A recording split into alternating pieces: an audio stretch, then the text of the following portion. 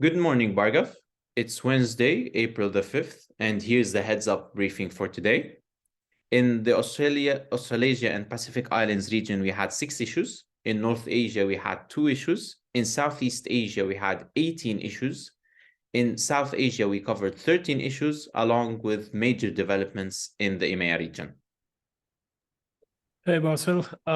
There seem to be a lot of issues today. Looking forward for your briefing. Which are the major issues in these regions? In the APAC region, thousands of construction, forestry, mining, and energy union members have gathered to protest in the central business district of several cities in Australia. That includes Melbourne, Brisbane, Victoria, and Sydney in New South Wales. They are basically protesting against the cost of living crisis in the country and are demanding higher wages. In Brisbane, around 5,000 union members marched through the central business district. They had clashes with police officers. Around 30 police officers were deployed in the area, and the glass door of the Commonwealth offices were smashed by the protesters. Bassel, that seems like a pretty big rally today, and the cost of living crisis has hit Europe really hard with strikes and protests almost on a daily basis, if not on a weekly basis. So I guess such protests are likely to spread to Australia as well, given the size of the rally today. So we'll have to keep a closer eye on this. Sure, Bhargav. In the Southeast Asia region, the West Papua National Liberation Army has claimed responsibility for killing a member of the Indonesian security force on March 3. The incident took place in Yal District, Nduga Regency in West Papua, and the statement was released yesterday. This attack was actually a retaliation for an operation conducted by the Indonesian security force that killed 2 TPNPB members on March 23. So the back and forth between the security forces and the insurgent agents continues. Now, TPNPB is quite notorious. We'll have to see how these incidents evolve in the short to mid-term. Sure, Bhargav. In the South Asia region, the Supreme Court of Pakistan announced yesterday that provincial elections in Punjab will be held on May 14. The court nullified the Election Commission of Pakistan's decision to postpone the provincial elections from April 30 to October 8. That's interesting, Bassel.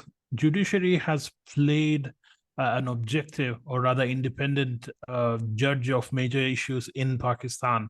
Now, this is very contentious. Judiciary has been accused or towards anti-establishment at times, but we need to observe that judiciary is an independent body and they have been able to retain some degree of autonomy from the overreaching arms of the military and the corrupt politicians. So the postponement of elections is interesting. We need to see how this evolves in terms of overall mobilization of people, especially in Punjab, primarily by the opposition party, that is Pakistan Tehreek-e-Insaf Party, led by Imran Khan. So we'll have to keep a very close eye on this. This may lead to more clashes between the PTI members as well as the security forces. We'll keep on a close eye on this, Bhargav. In India, the Mazdoor Kisan Sangharsh, which is a farmers' organization, will hold protests in New Delhi today. They are demanding a relief from inflation, a legal guarantee of something called the minimum support price, and an increase in minimum wages for all workers, as well as debt relief and pension to all farmers above 60 years old. So the farmer protests and the issues what they're raising is a long-standing one. These have been the pain points for decades, and successive governments have not been able to satisfy these farmer organizations beyond a certain point.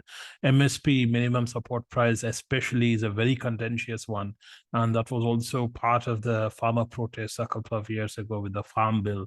So the current protest does not seem to have attracted a lot of people to Delhi. This seems to be a routine rally or a protest, which keeps happening in Jantar Mantar and other similar protest sites in the capital city. They should not affect the security paradigm. Well noted, Bhargav. Moving over to the EMEA region, President Emmanuel Macron, the French president, and US President Joe Biden agreed to engage China to hasten the end of the war in Ukraine. This is according to the Élysée, French presidential palace. This comes ahead of a visit by President Macron to meet Chinese President Xi Jinping. The meeting will include talks about bilateral relations as well as the Russo-Ukrainian conflict. That's interesting, Bassel. So, what do you think? You think Xi Jinping is going to ask Putin to come to the negotiation table? I do not see that happening. Chinese are quite prudent that way. They will see how best to address their interests through a deal with France, especially the recent deal where they trade in yuan rather than USD. I agree, Bhargav. I think the latest visit by French President Emmanuel Macron to China is a collective Western bid to end the war in Ukraine. Concerning the uprisings that are happening in the European Union and the US against the government's continuous support of the war in Ukraine. I also think that the Chinese president will reiterate the Chinese peace proposal to end the war in Ukraine. Yeah, that's interesting. Moving over to geopolitical developments in Eastern Europe, security officials yesterday, Russian security officials, said that Finland's accession into the North Alliance Treaty Organization is a historic mistake. They added that the NATO accession will weaken security in the Northern European region, increase the risk of conflict, and force Russia to take countermeasures. Also, the defense minister, Sergei Shoigu, said that Finland's accession creates the risks of a significant expansion of the conflict. However, he said that this will not affect the outcome of Russia's special military operation in Ukraine. Putin has been warning against such a move by Nordic countries, especially Sweden and Finland, because Norway is already part of NATO, I believe.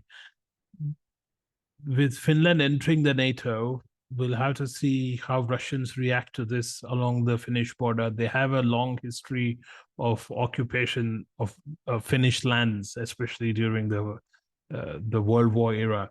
So hopefully Putin holds back and does not escalate the conflict in northern areas and will retain his engagement with Ukraine rather than expanding it northwards.